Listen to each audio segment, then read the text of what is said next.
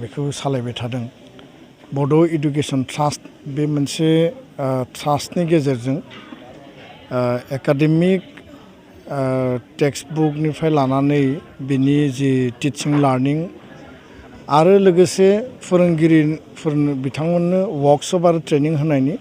बे गासै सिस्टेमखौ बिथांमोना खालामनानै लादों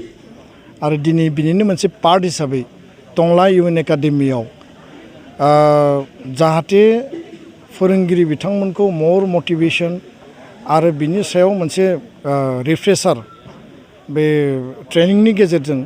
रिसोर्स पार्सनखौ लाबोनानै जाहाथे बे रिसोर्स पार्सनफोरा गाइडेन्स होनो हायो बा बिनि माखासे सलुशन गोदान आइडिया जायफोर टिचारफ्रा अलरेडि फोरोंबाय थादों स्पेशली बेयाव इंलिश साबजेक्टनि दिनै बे ट्रेनिं बा वर्कशपआ जादों आरो बे इंराजिखौ मर माने जोङो इफेक्टिभलि बा फाउन्डेसन लेभेलनिफ्राय जों बोरै साबसिनै बेखौ फोरोंनो हायो बे बाथ्राखौ लानानै बेयाव दिनै स्पेशल मोनसे साननायनि हाबाफारि आरो बे हाबाफारियाव जायफोर फेकाल्टिया बाहागो लाफैदों एराउन्ड माने 100 एबभ माने इंलिश साबजेक्ट फोरोंग्रा गुबुन गुबुन इउएन एकाडेमि बा गुबुन गुबुन इन्स्टिटिउसननि टिचार्सफ्रा बाहागो लाफैदों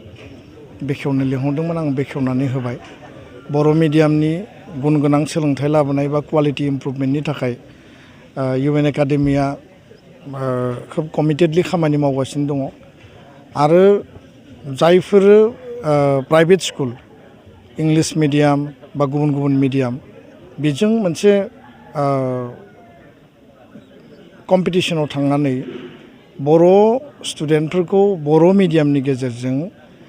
बेस्ट अफ द बेस्ट एजुकेशन होनानै जोङो बे स्टुडेन्टफोरनि केरियारखौ बोरै दानो हायो बा बिथांमोनखौ जोङो साफा साफा मोजां सुबुं बोरै दानो हायो बिनिनो मोनसे बे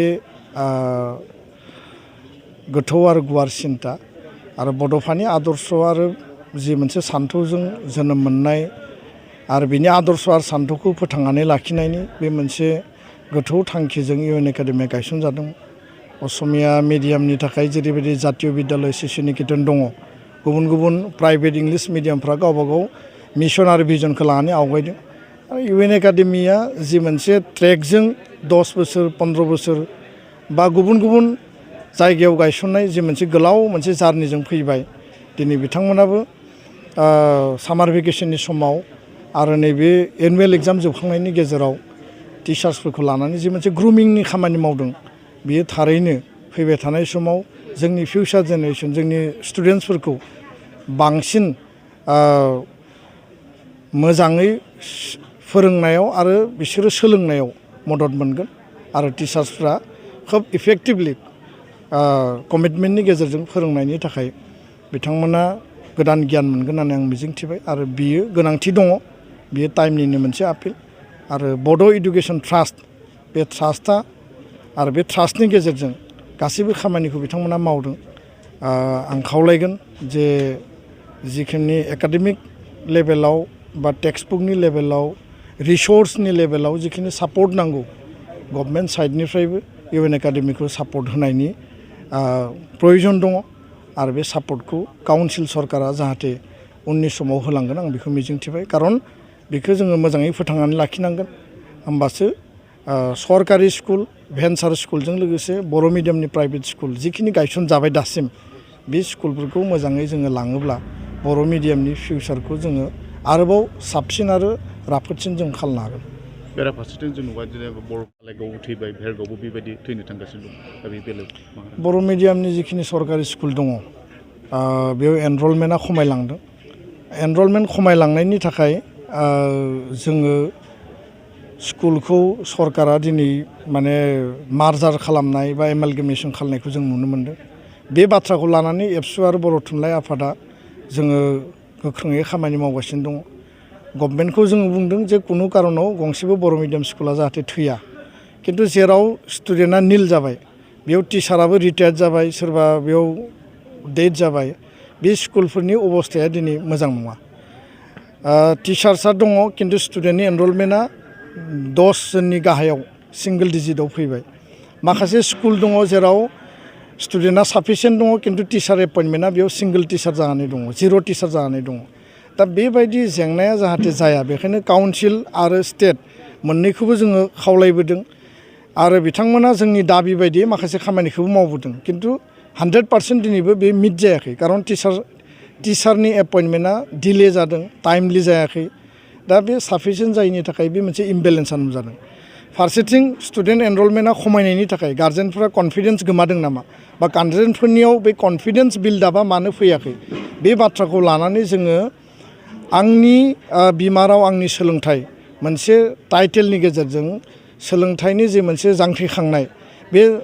टाइटेलनि गेजेरजों जोङो दिनै केम्पेइन खालामदों गार्जेनफोरखौ बुंदों जे गोदानै जायफोरा गथ' गथायखौ स्कुलाव होनो गोनां दङ बिथांमोना जाहाथे गावबा गावनि गथ' गथायखौ बर' मिडियाम स्कुलाव होयो खारन राष्ट्रीय शिक्षा नीतिया बुंदों जे नेशनेल एजुकेशन पलिसिया मादार टां मिडियामनि सायाव इम्पर्टेन्स होदों जेराव मध्य प्रदेशआव मेडिकेल एजुकेशना नोङो बिमा रावाव जाबाय इन्जिनियारिंनि थाखाय खामानि मावगासिनो आरो बे टाइमाव आसाम सरकारा जेराव इंलिसखौ इम्पज खालामनो नागिरदोंमोन साइन्स आरो मेथ्सआव क्लास 6आव खिन्थु बिथांमोना बेखौ उइथड्र खालामनानै देग्लायनि एप्रिल दाननि जि टेक्स्ट बुक 6 आरो 7आव बोथ साइन्स आरो मेथ्स बर' आरो इंराजि एसामिस इंराजि बाइलिंगुवेल एज पार द नेशनेल एजुकेशन पलिसि बायदि बिथांमोना बेखौ होनो बाध्य जाबाय दा बेखायनो दिनै मिसिं राभा टिवा गुबुन गुबुन मिडियाम दिनै स्टार्ट खालामनो नागिरदों बिथांमोना बर' मिडियामखौ बा एसामिसखौ नुनानै साहस खालामनानैसो दिनै स्टार्ट खालामनो नागिरदों राष्ट्रीय शिक्षा नीति बायदि खिन्थु बर' मिडियामनि दिनै जोङो जि एलिमेन्टारि लेभेलनि जि मोनसे चेलेन्जेस जि मोनसे जि प्रब्लेमजों जों जि काउन्टार जादों बेयाव गार्जेनफ्राबो रल लानांगोन कमिउनिटिया रल लानांगोन आरो बयबो रल लायोबा जों बेयाव देरहासार जागोन दा बेखायनो स्कुल थैनाया जोंनि थाखाय चेलेन्जिं खुनु कारनाव स्कुला जाहाथे थैया आरो बिनि थाखाय जों बयबो खामानि मावनांगोन आरो गावबा गावनि गथ' गथायखौ जोङो लकेलावनो बेस्ट अफ द बेस्ट इडुकेसन होनायनि थाखाय खामानि मावनांगोन फारसेथिं जोङो नायदों जे जोंनि बर' सुबुंफोरनि जोनोमनि संख्याबो